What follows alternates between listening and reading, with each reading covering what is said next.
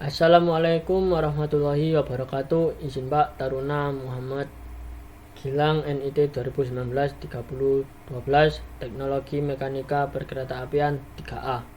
Di sini saya akan meresum tentang PM 121 tahun 2017. Langsung.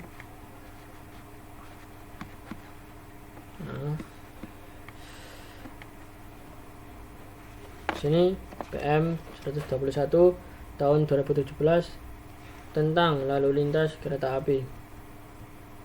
Menimbang dan mengingat.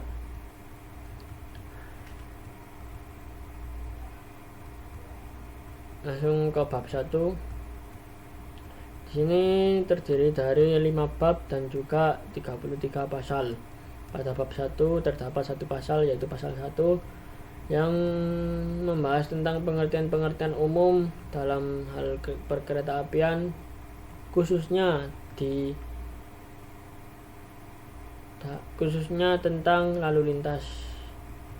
Apa yang berhubungan dengan lalu lintas? Di sini ada kereta api, stasiun, peta jalan, fixed block dan moving block. Kemudian ada awak sarana, petugas. Lalu lintas kereta api itu adalah bergerak sarana perkeretaapian di jalan rel, penyelenggara sarana sampai direktur jenderal. Pada bab 2, prinsip lalu lintas kereta api, terdapat 4 pasal, yaitu pasal 2 sampai pasal 5, membahas tentang jalur kereta api yang terbagi dalam beberapa petak blok. Kemudian petak blok itu juga dibagi menjadi 2, yaitu fixed block dan juga moving block. Pada pasal 3,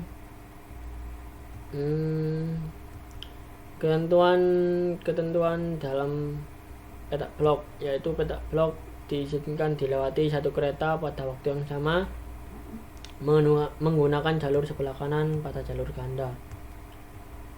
Pengecualian memberikan pertolongan, itu pengecualian atas perintah petugas pengatur perjalanan dan petugas pengendali operasi terpusat.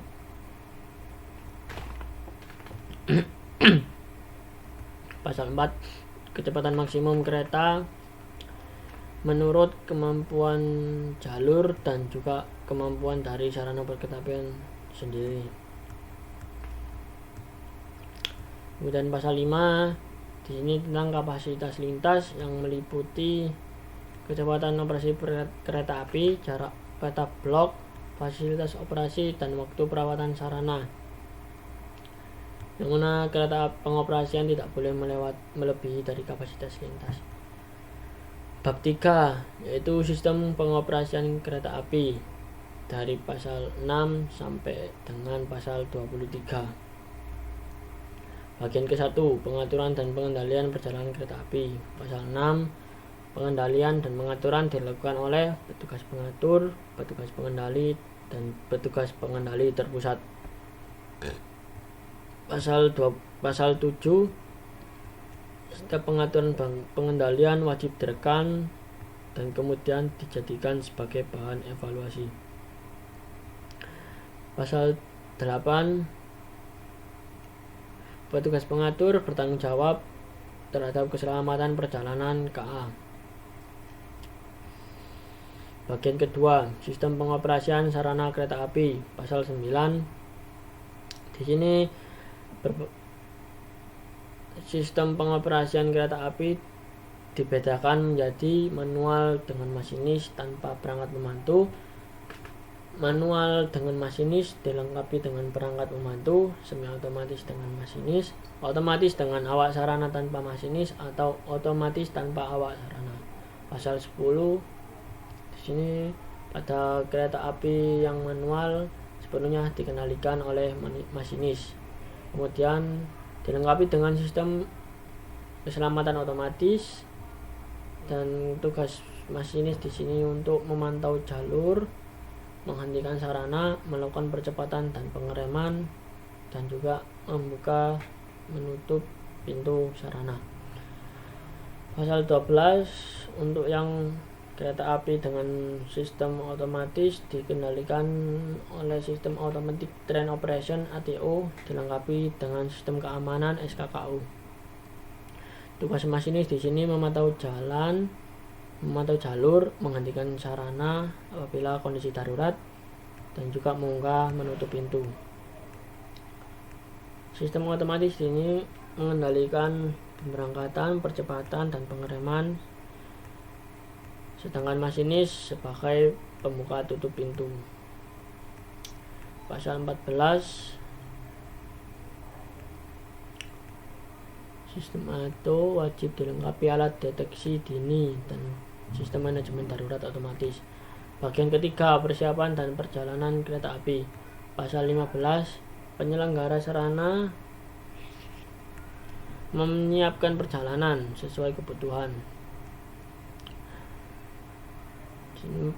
Persiapan perjalanan harus menyiapkan sarana, menyiapkan awak sarana. Sini persiapan perjalanan kereta api yang harus disiapkan oleh penyelenggara: memeriksa sarana, menyediakan waktu, memasang tanda, menyiapkan dokumen. Persiapan perjalanan, penyelenggara sarana harus menyiapkan sarana dan juga menyiapkan awak, memeriksa sarana perkereta-apian. Penyiapan sarana meliputi kegiatan menyiapkan lokomotif, kereta atau gerbong, kemudian menentukan susunan rangkaian sarana kereta api. Penyiapan awak sarana meliputi kegiatan memeriksa sertifikat kecakapan, memeriksa kesehatan, dan memberi surat tugas. Pemeriksaan sarana paling sedikit meliputi pemeriksaan terhadap perangkat pengereman, keselamatan, peralatan perangkaian, dan kelistrikan. Pasal 16, penyelenggara menyiapkan perjalanan kereta api, yang mana perjalanan kereta api terdiri atas pemberangkatan dari depo menuju ke stasiun, dari stasiun awal ke stasiun akhir, kemudian dari stasiun akhir ke depo lagi. Pasal 17, di sini perjalanan ditunda karena kerusakan atau alasan teknis, kemudian dibatalkan karena tidak ada angkutan, alasan teknis, dan terjadi penundaan keberangkatan. Pasal 18, untuk sertifikat keahlian tenaga penguji dikenakan biaya sesuai ketentuan perundang-undangan. Pasal 19, perjalanan harus sesuai dengan jadwal yang ditentukan dalam KPK. Pasal 20, apabila terjadi keterlambatan jadwal, maka petugas perjalanan harus mengambil keputusan untuk mengurangi keterlambatan tersebut. Pasal 21, persilangan dan penyusulan dilakukan pada tempat yang memiliki fasilitas untuk melakukan hal tersebut,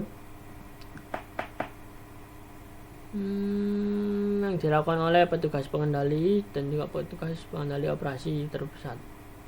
Pasal 22, kereta api berhenti luar biasa apabila kereta api menurut KPK berjalan langsung karena suatu hal harus berhenti. Jadi berhentinya tidak sesuai KPK. Yang menyebabkan hal ini adalah perpindahan persilangan, kerusakan, perawatan, keadaan, indikasi sabotase, bencana alam, dan lain-lain. Pasal 23, tentang rintang jalan, yang mana disebabkan oleh peristiwa alam, kecelakaan, gangguan, dan sebab lain. Sebab lain di sini bisa antara peperangan, kerusuhan, revolusi, pemogokan, dan lain-lain. Dalam hal ini, maka penyelenggara sarana harus mengumumkan kepada masyarakat dan pengguna jasa, kemudian memindahkan penumpang, bagasi, dan barang. Bab 4, standar operasional prosedur atau SOP. Pasal 24, penyelenggara prasarana perkereta-apian wajib membuat SOP mengenai pengoperasian kereta api. Pasal 25, penyelenggara wajib membuat standar meliputi SOP tentang tugas dan kewenangan. Pasal 25 penyelenggara prasarana perkeretaapian sebagaimana dimaksud dalam pasal 24 meliputi SOP tentang tugas dan kewenangan petugas, SOP tentang penanganan kondisi darurat, SOP tentang perjalanan kereta api, SOP lain-lain. Pasal 26 tentang SOP tugas dan kewenangan, yaitu petugas pengatur dan juga petugas pengendali. Pasal 27 SOP tentang penanganan kondisi darurat meliputi penundaan kereta, pembatalan, keterlambatan, pengalihan, evakuasi, dan lain-lain. Pasal 28 tentang SOP perjalanan kereta api, yang mana mengatur perjalanan kereta api dari depo sampai kembali ke depo lagi. Pasal 29 SOP lain-lain seperti persilangan dan penyusulan antar kereta api. Pasal 30 penyelenggara sarana kereta api membuat SOP yang terdiri atas penyiapan sarana, penyiapan awak sarana, dan pemeriksaan sarana perkeretaapian. Pasal 31 standar SOP mengenai pengoperasian kereta api harus diusulkan kepada Direktur Jenderal. Pasal 32 pemohon persetujuan melampirkan persyaratan surat permohonan dan konsep SOP. Direktur Jenderal melakukan evaluasi selama 60 hari kerja. Kemudian dari hasil evaluasi, Direktur Jenderal paling lama 14 hari kerja memberikan persetujuan atau penolakan disertai alasan. Jadi di sini tadi bab 4 terdapat pasal 24 sampai dengan pasal 32. Kemudian bab terakhir, bab 5, ketentuan penutup terdiri dari pasal 33, pasal terakhir dan juga bab terakhir. Pasal 33, peraturan menteri ini mulai berlaku pada tanggal diundangkan, agar setiap orang mengetahui memerintahkan pengundangan peraturan menteri ini dengan penempatannya dalam Berita Negara Republik Indonesia. Menteri Perhubungan Republik Indonesia Budi Karya Sumadi. Baiklah, sekian penjelasan resume dari saya undur diri. Wassalamualaikum warahmatullahi wabarakatuh.